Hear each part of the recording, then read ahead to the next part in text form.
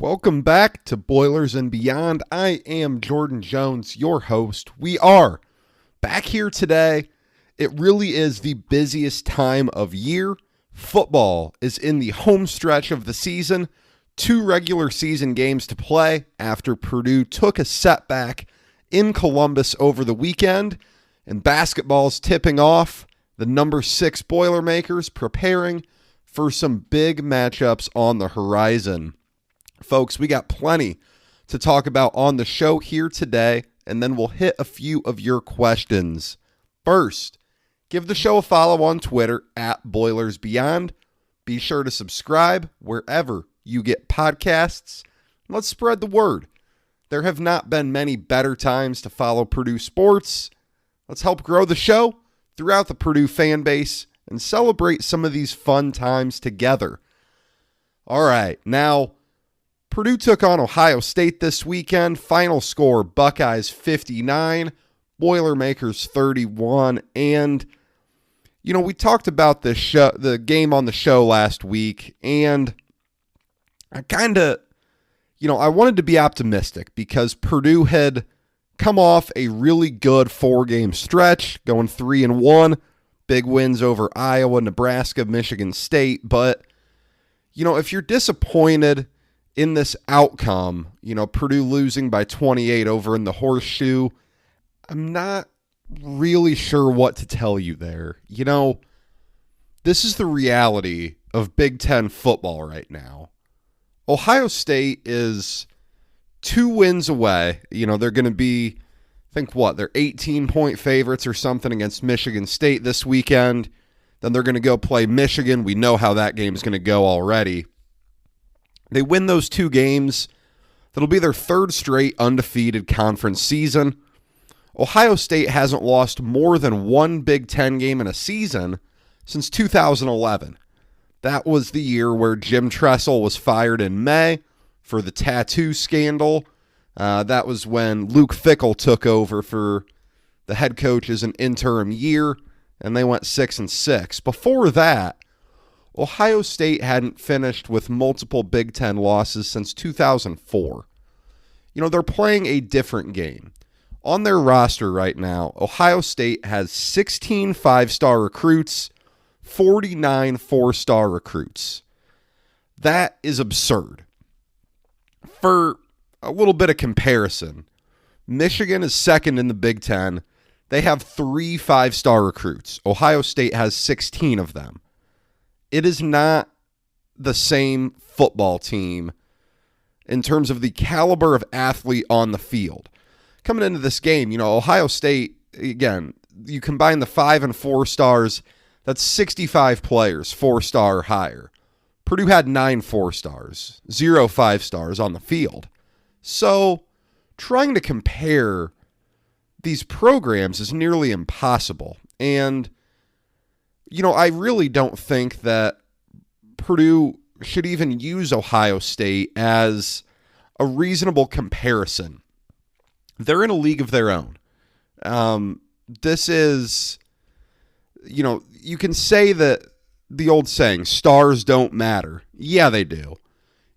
Sure, you can find diamonds in the rough who are, Drew Brees is the classic example that Purdue fans will always use. He was lightly recruited, barely had any scholarship offers. Well, that's the exception. Ohio State, with that much talent, is going to be that much better than everyone else, and you're seeing it. They've gone 3 straight years now, almost, without a down game where they slip up in Big Ten play. Heck, the two years before that, their only losses came in the college football playoff. It is incredible. So comparing yourself to Ohio State is pretty hard to do.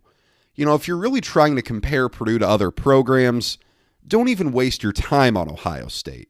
Because Ohio State does not and should not, in the current state of college football, compare themselves to other teams in the Big Ten.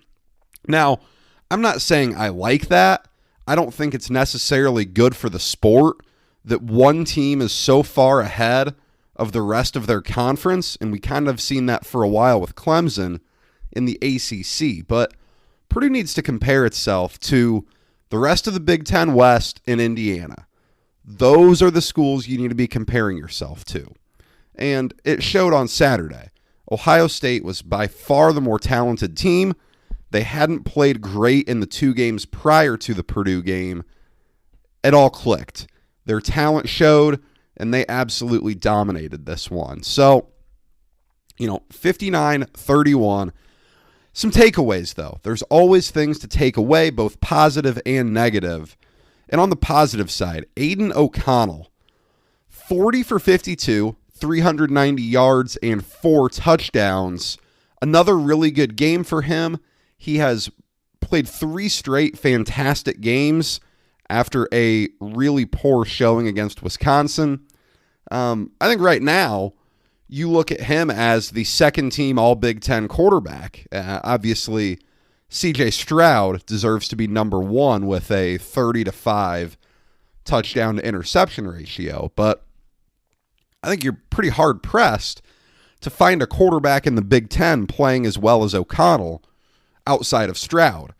And you kind of look at it, his improvement from 2019 to now is really significant. And that's what you like to see to affirm that, this coaching staff is developing quarterbacks. They may not have developed the quarterback on the roster right now that they recruited as well, but boy, they really developed O'Connell very, very well into who legitimately is, in my opinion, the second best quarterback in the Big Ten. You have to give some serious credit to the offensive line in this. Keeping O'Connell clean all day against Ohio State is tough to do. Granted, that's a difficult thing to say as well. Ohio State was rushing 3, dropping 8 for the entire second half and even part of the first half with how big that lead was. But nonetheless, very good job by Purdue's offensive line. They've gotten better throughout this season. They struggled early on. Really didn't look good against Notre Dame. Didn't look great against, Illinois and Minnesota. But ever since that bye week, they've really hunkered down and had a very nice season. I think now, and you heard it in Jeff Brohm's press conference today, Monday, it's time to start thinking, does Aiden O'Connell return next year? Remember, all players have an extra year of eligibility on top of their normal eligibility clock. So Aiden O'Connell's a 5th-year senior, but because of COVID, he has the option to return next year if he wants to and if Purdue wants him to. So that's a significant development. Does he do this or not? I don't know that he's an NFL quarterback. I think there are serious mobility limitations there that could hold him back. If he's interested in returning to Purdue for a 6th year, it is a no-brainer to bring O'Connell back. He provides a very nice, 1 more year bridge before you get to either Michael Amo or Brady Allen. No-brainer if you're Purdue. Jeff Brohm kind of said they haven't talked about it. They will once the season's over. That's the same approach Purdue took last year. And they had some guys come back. Samisi Fakasieki, Jackson Anthrop both came back. Greg Long came back. Tyler Witt transferred using his COVID year. So certainly some guys have used it, and it'll be interesting to see. O'Connell's going to be your most high-profile guy, but there are certainly other Purdue players who may be inclined to do this. Yes, Purdue's defense really struggled in this game. It's not a reason for concern in my book. Again, it goes back to the talent differential here. Ohio State lined up a very high 4-star recruit at quarterback with a former number 1 overall running back recruit in Travion Henderson, Garrett Wilson, Chris Olave, Jackson Smith, and Jigba. All 4 stars, I think. Smith and Jigba may have been a 5. You have incredible talent you're going up against. You have a offensive line that's going to be fine. They got, they're just loaded. You look at Travion Henderson.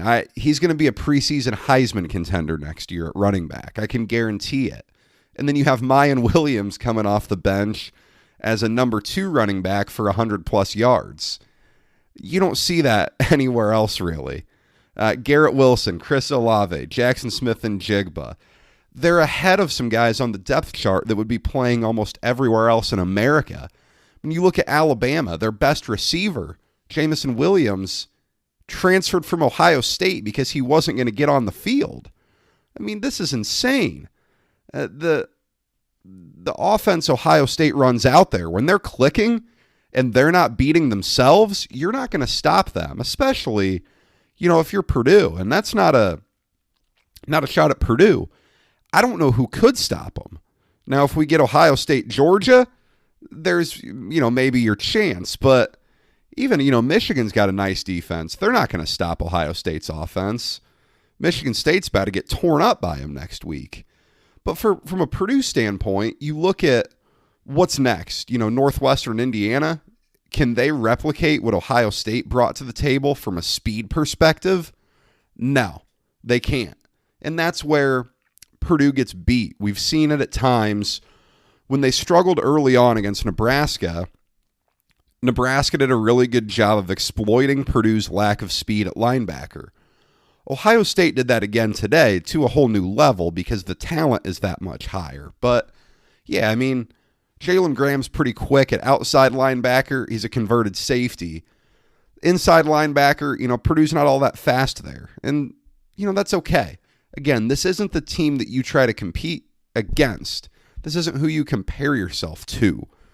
I mean, I don't know who all on Purdue's roster was offered by Ohio State, but it can't be many, probably outside of Bell and Karlaftis. Special teams. It can't be a problem if you're going to go win games as a 3-touchdown dog. And then in the first quarter, Jack Ansel punts the ball 16 yards on the first possession. That puts the defense in an awful spot. Easy touchdown for the Buckeyes. And then some serious miscommunication and poor wind judgment on a kickoff. Jackson Anthrop doesn't get to it. It bounces once. He catches it and gets lit up. Fumbles. Buckeyes recover. That gave them the ball in the red zone. They scored easily. Those 2 short fields lead to easy 14 points. Purdue had to play pretty much perfectly to win this game, and it didn't. And the other turnover in this game has received plenty of criticism. Jack Plummer comes in the game, his one snap, clear miscommunication between him and Doru, where Milton Wright's in motion. It looks like it's some kind of trick play, a flea flicker, reverse, something. Plummer tries to hand it to Doru. Doru's not expecting it. Fumble, Buckeye ball. Purdue is moving the ball there, down 14-7. Next play, Travion Henderson takes it to the house. I agree with some of the criticisms. I think it's time to park the multi-quarterback thing. Aiden O'Connell's playing too well for that. And I get it, it's a trick play. But usually when Purdue brings out a different quarterback, it doesn't do a whole lot. It's normally a fine running play, but it's nothing crazy. I think it's time to move on from that, but I'm certainly not pointing at that play as some reason that Purdue lost this game or some indictment on Jeff Brohm the way some have. The run game looked good. Getting 90 yards, 19 carries for 91 yards, I think. That's really good. You'll take that all day. Xander Horvath looked the best he has since coming back from injury as well. David Bell did a nice job, 11 receptions, 103, getting closer to that single-season record. Think he just needs about 200 more. Milton Wright, Jackson Anthrop, nice days as well. Purdue was able to throw the ball with relative ease. It was interesting to see Denzel Burke, the true freshman corner for the Buckeyes, lining up on Bell. Held his own, did a pretty decent job, all things considered, when you look at who he's going up against. Purdue threw the ball really well. At the end of the day, it wasn't Purdue's day, but the positive, and I said this last week, and I genuinely believed it then, and I still believe it now. If you got out of that game with no major injuries, no new injury development, you had a very good day over there. I don't care if the score was 59-7. If you get out of that game with few injuries, no new problems, you had a fine day. And that's the way it seems. There didn't seem to be any new developments in Jeff Brohm's press conference. Brought up Payne Durham, Garrett Miller, Brock Thompson, Lawrence Johnson, Kydron Jenkins. Those five were the ones who he brought up before the Ohio State game.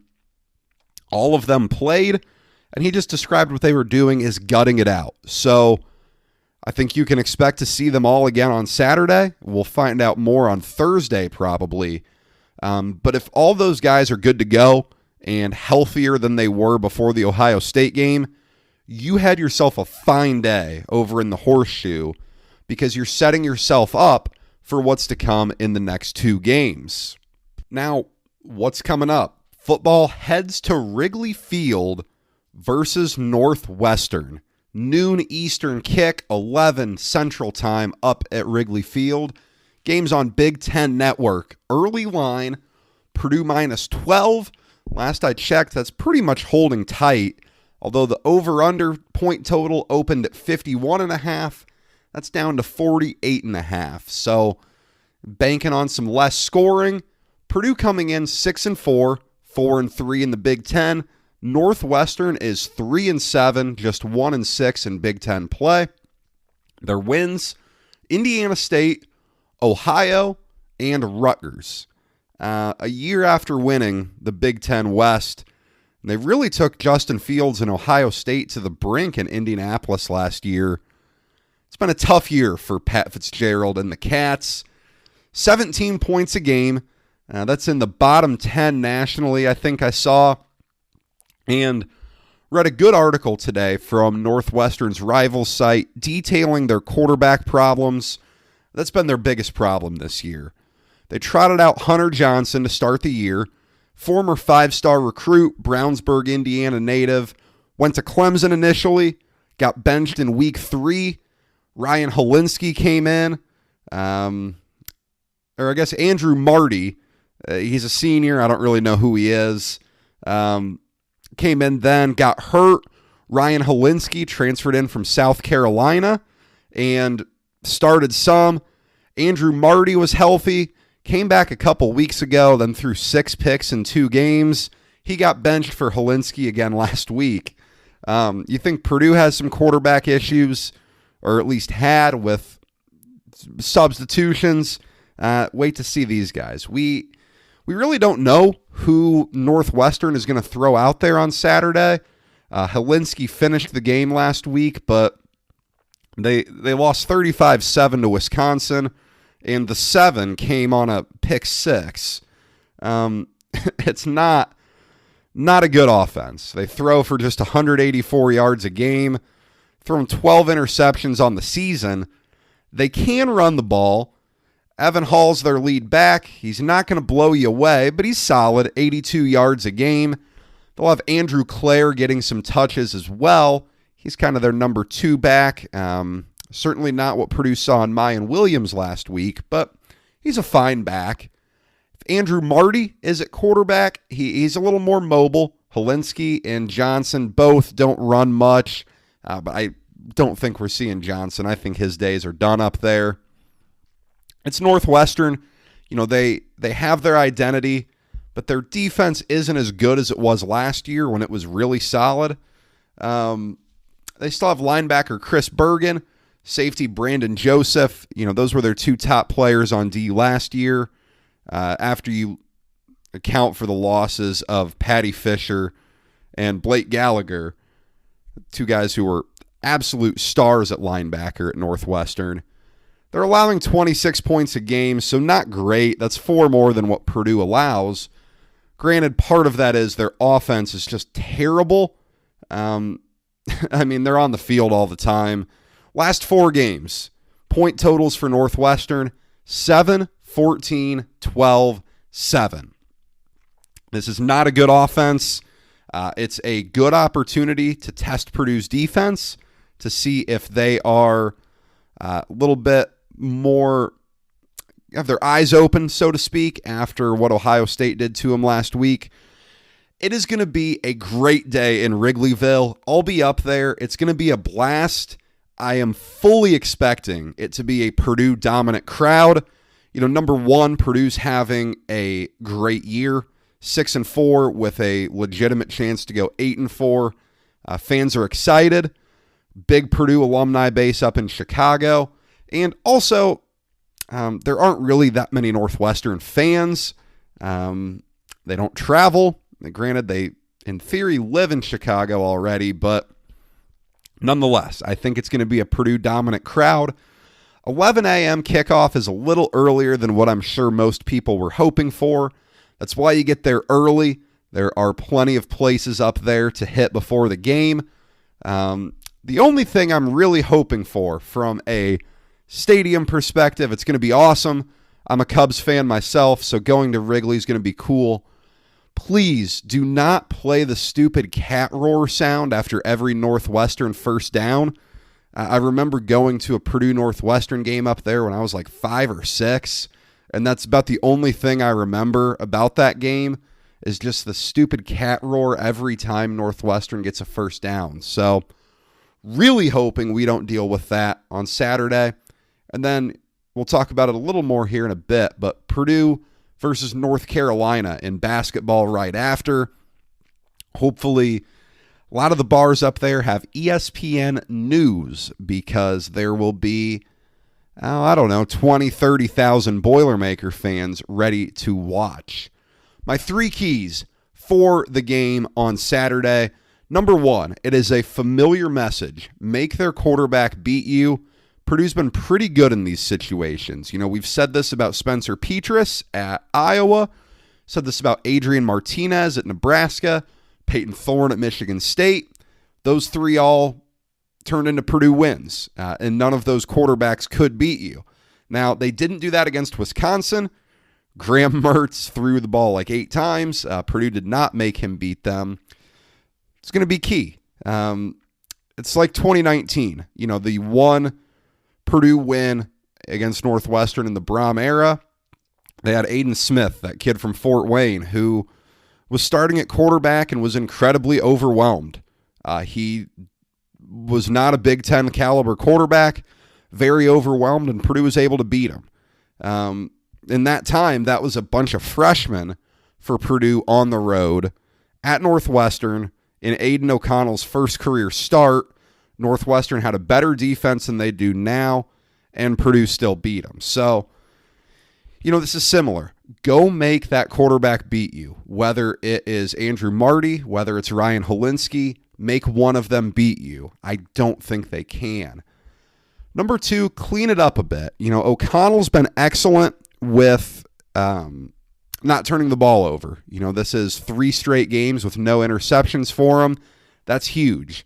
The errors you made in the loss to Ohio State are fixable.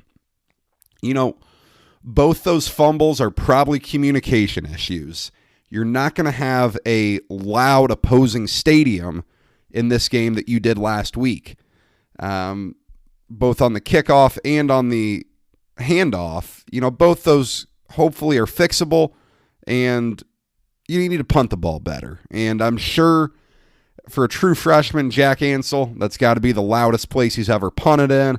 I'm sure that wasn't easy for him, but, hopefully you clean up those errors that can be attributed to a tough opposing venue, and that'll clean itself up this weekend. If you don't turn the ball over in this game, if Purdue has 0 turnovers, they're going to win. They're probably going to cover the 12, too. That is absolutely huge for Purdue. Keep the ball in your hands. Number 3, don't let the novelty get to you here. Playing at Wrigley's different, and I didn't realize some of the nuances until hearing Jeff Brohm talk today. Both teams are using the same sideline in this, so I mean, I guess the ball's going to be, or, the sideline's going to be cut off at the 50. Really bizarre there. I assume, if you've seen Wrigley Field, the seats behind a sideline would be miserable from the, home plate side of things. But, yeah, that's going to be abnormal. I know the last time they had a game there, they could only play one direction. That's not the case now. But still, everything's going to be weird about this. You have to go take care of business against a bad team.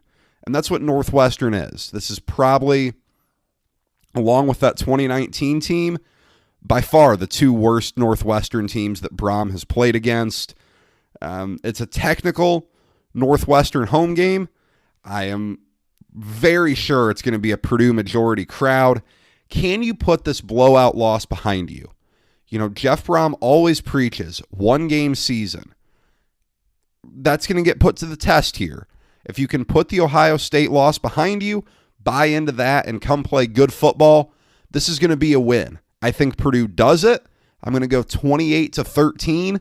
Purdue wins. I think it's going to be a nice recovery for the defense.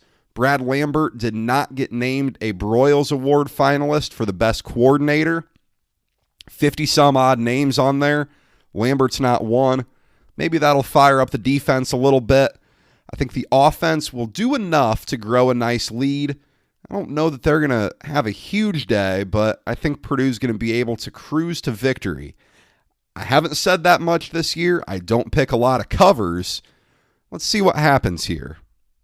All right. Now, moving on to the basketball side of things.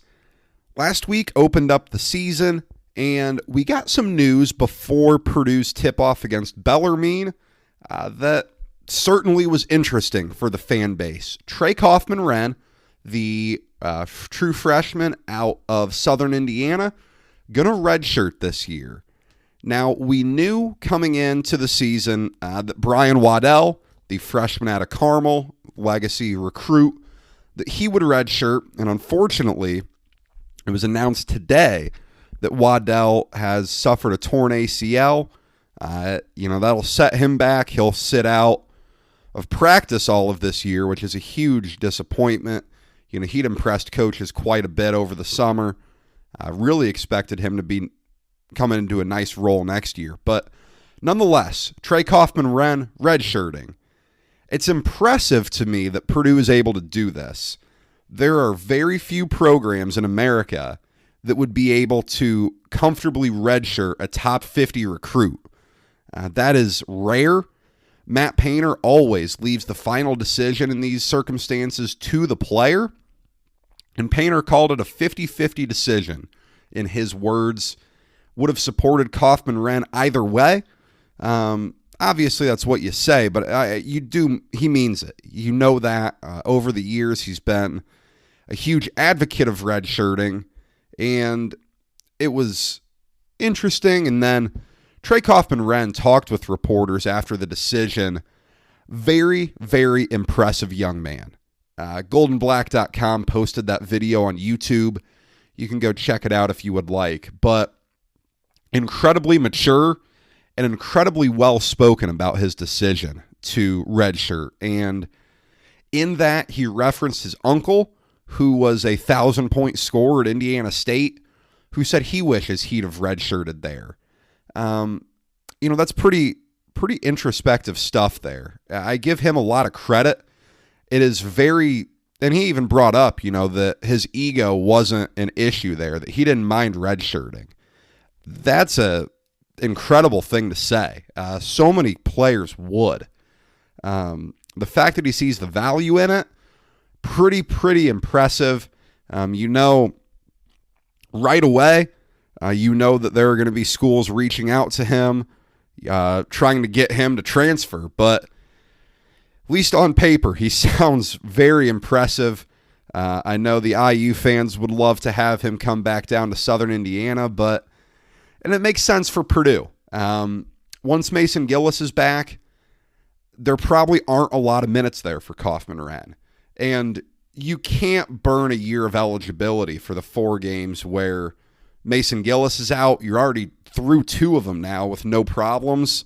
Sure, you'd love to have another true 4 against North Carolina, but you don't make decisions based off of one game in November especially. Purdue into the season, though. 2 games are in the books. Purdue 96, Bellarmine 67. Purdue 92, Indiana State 67. Easy wins. Purdue cruised comfortably in both of these. We got some walk-on action at the end of both. So it's tough to glean a ton of stuff from that. But let's talk about what we did see. Number 1, Zach Edey. Wow. He looks like he should be the starting center. And you could tell early on in that Bellarmine game, there were some nerves. Really struggled to hold on to the ball. Lost the ball a lot. And then in the second half against Bellarmine and in the entire game against Indiana State, he was absolutely dominant. The guy is shooting 85% from the field through these 2 games. Unreal stuff. And it's not that Travion Williams has been bad. He hasn't had huge stats. He's been very willing to pass when he's been double-teamed. Has had a little bit of turnover problem, but rebounding at a very high level. Zach Edey's just that dominant, and he is much improved on the defensive end this year. He's really figuring out positioning better, knowing where to be on the court and when to be there.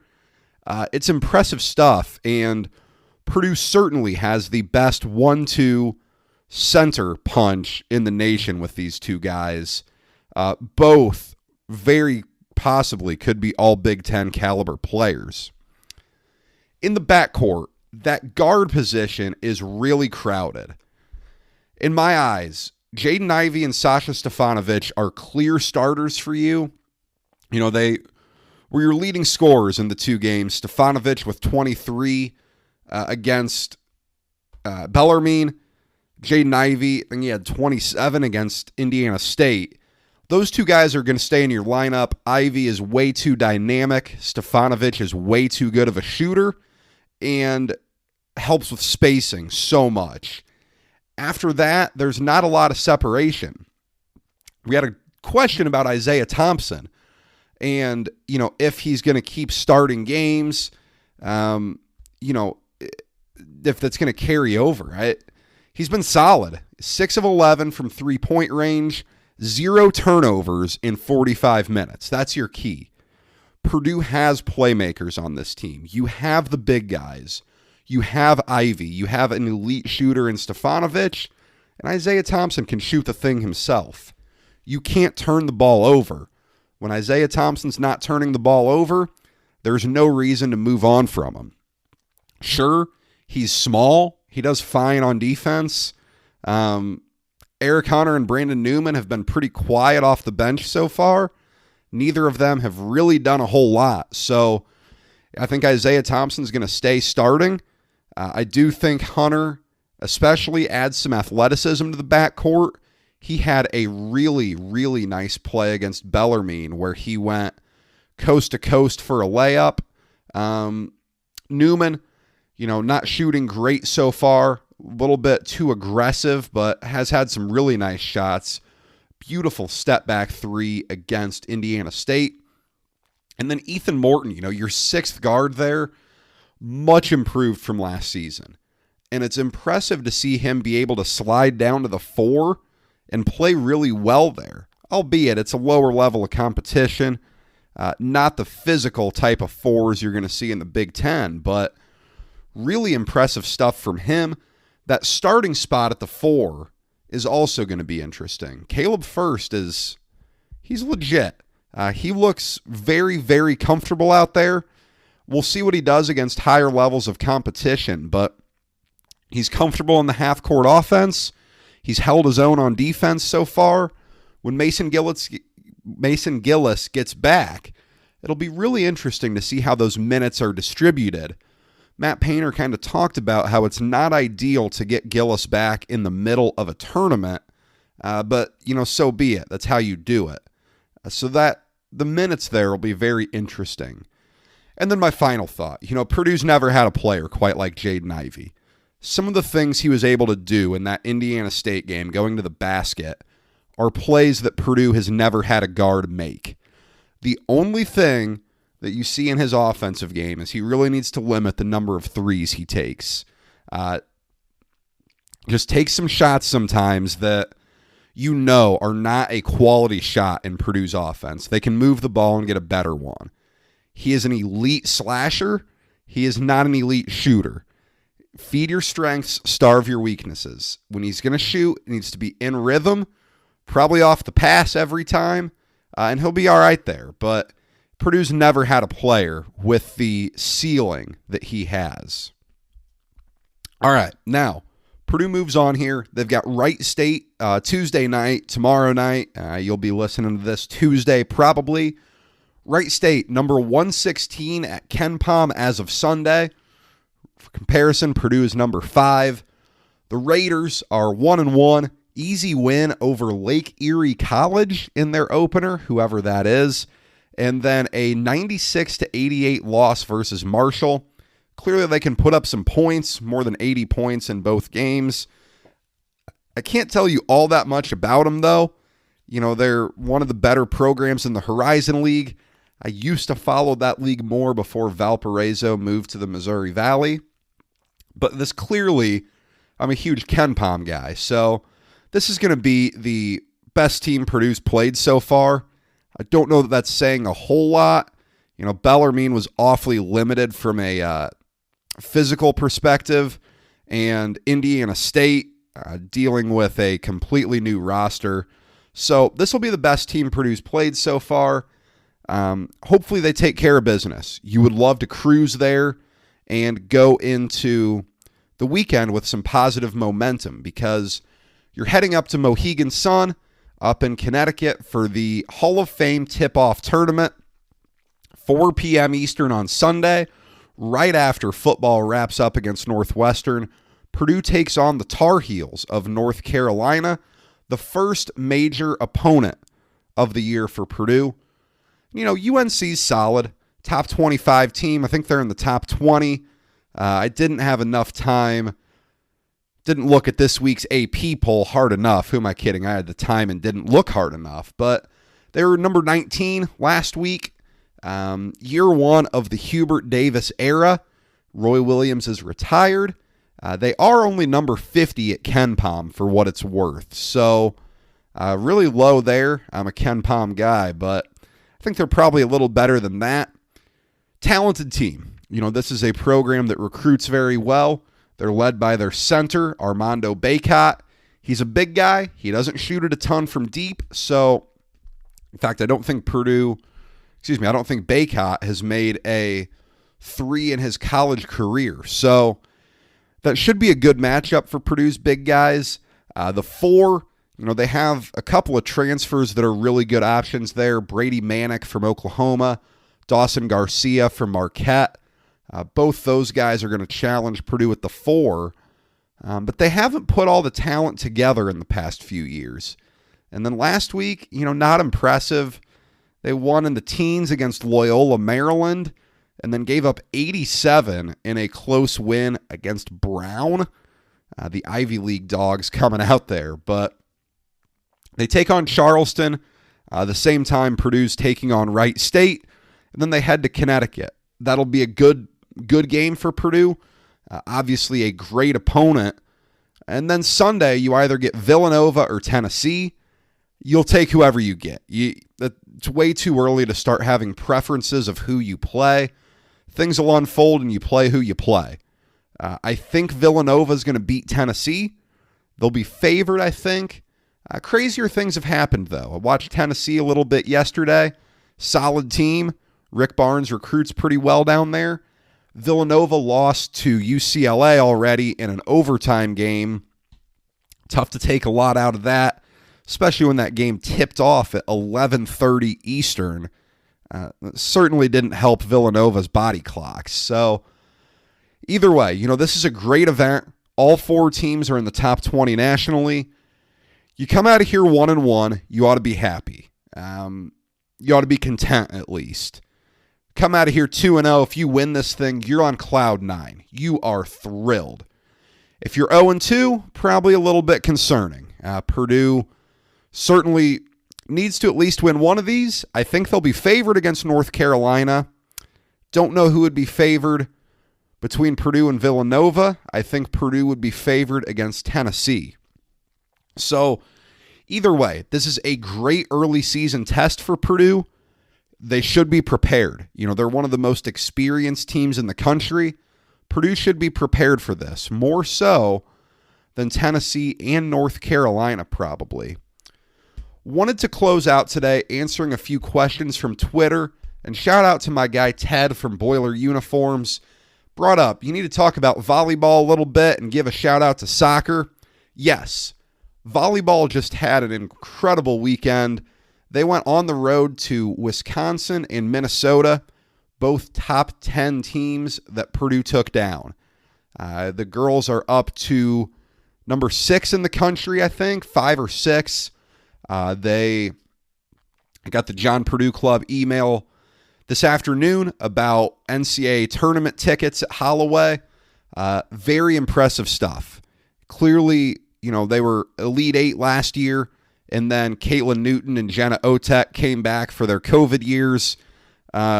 Really good stuff. It's awesome to see them doing well, and you would love to see Dave Shondell get to a Final Four. No guy deserves it more than he does. Great representative of Purdue. And then soccer. Yeah, how about that? I don't think they'd been to the tournament in years. Get the first round win. They beat Loyola Chicago on Saturday. Sarah Griffith is an incredible player, clearly. I don't claim to know much about soccer, but she's becoming a household name for Purdue fans. That's tough to do in most sports. So good luck to them. I know Friday they play Notre Dame in the second round of the NCAA tournament. I hate Notre Dame. Would love to see the girls go get a win there, make up for a loss earlier on in the season. Few questions here that I got. If Purdue ends up with a record of 8-4, what bowl invite do you think is on the horizon? Yeah, I think I'm seeing a lot of Pinstripe Bowl right now. I really hope that's not the case. I know I've explained why before, but I'm not going to go spend New York City hotel prices right before the ball drops for New Year's. Las Vegas would be awesome. I love the city of Las Vegas. I know Phoenix is a possibility. Any warm weather is great. And, I guess the Music City Bowl is possible. Purdue was just there a few years ago, but anything's on the table. The bowl games kind of select it themselves. So one of those 4 is probably your most likely. Is this the real turning point of the Brohm era, or do you think we are looking at a pleasant fluke with an example of IU in 2020? Well, it's too early to tell. Purdue certainly is having a nice season. I wouldn't say that Michigan State and Iowa are legitimate top 5 wins. Clearly neither of those teams are one of the 5 best in America. Purdue just played one of the 5 best teams in America, and we saw what happened. But, yeah, this is a good season. You're building up some momentum, and that's what's key. Now, you have to keep building on that.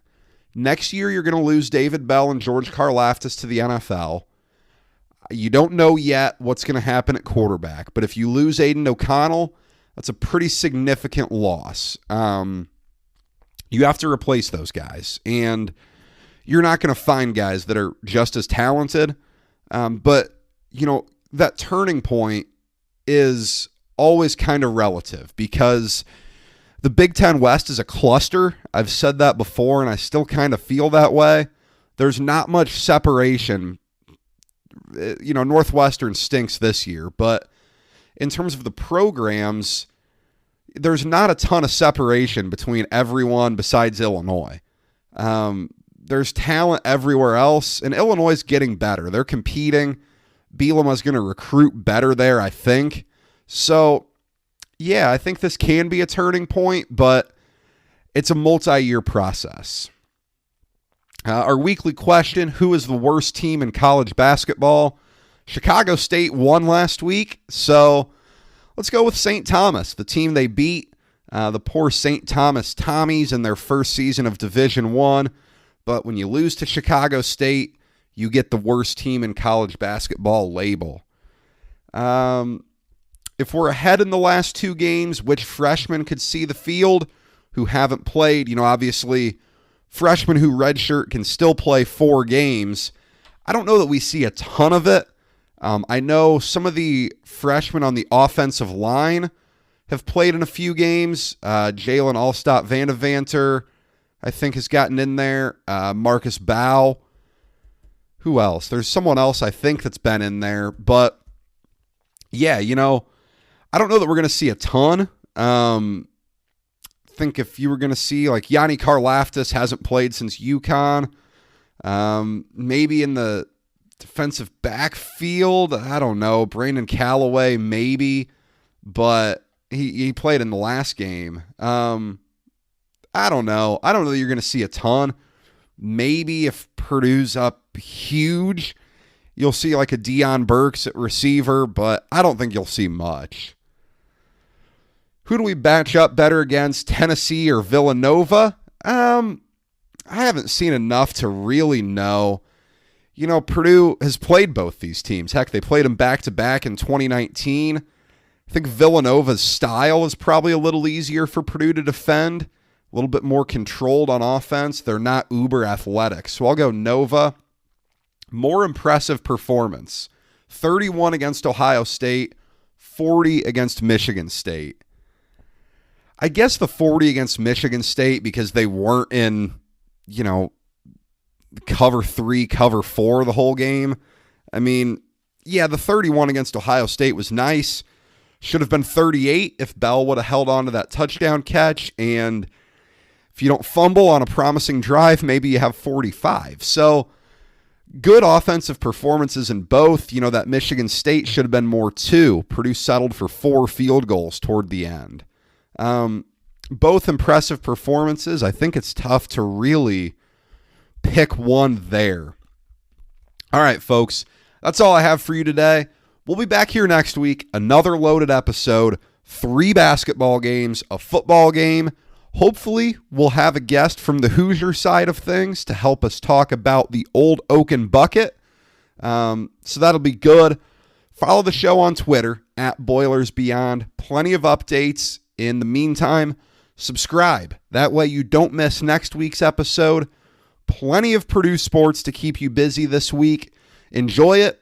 We'll talk about it on Twitter, and we will talk again next week.